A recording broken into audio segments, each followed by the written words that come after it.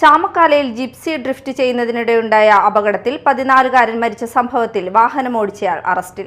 കയ്പമംഗലം കൂരിക്കുഴി സ്വദേശി പഴുംപറമ്പിൽ വീട്ടിൽ 36 വയസ്സുള്ള ഷജീറിനെയാണ് അന്വേഷണ സംഘം അറസ്റ്റ് ചെയ്തത്.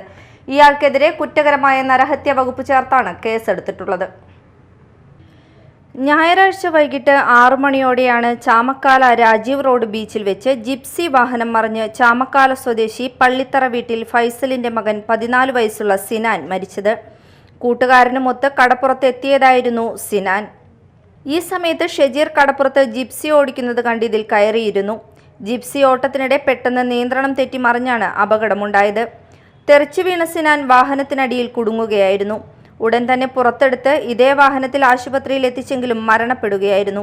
സിനാന് തലയ്ക്ക് ഗുരുതര പരിക്കേറ്റിരുന്നു.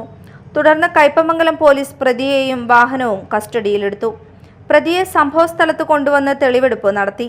പ്രതിയെ നടപടികൾക്ക് ശേഷം കോടതിയിൽ ഹാജരാക്കും. വിവിധ പോലീസ് സ്റ്റേഷൻ പരിധികളിലായി ഷജീർ 10ഓളം കേസുകളിൽ പ്രതിയാണ്. കയ്പമംഗലം പോലീസ് സ്റ്റേഷൻ SI-മാരായ TV Rishiprasad, Jayakumar, GSI Jason, CPO-മാരായ ആന്റണി, ജോസഫ് എന്നിവരാണ് അന്വേഷണ സംഘത്തിലുണ്ടായിരുന്നത്. Media time, Kaipamangalam.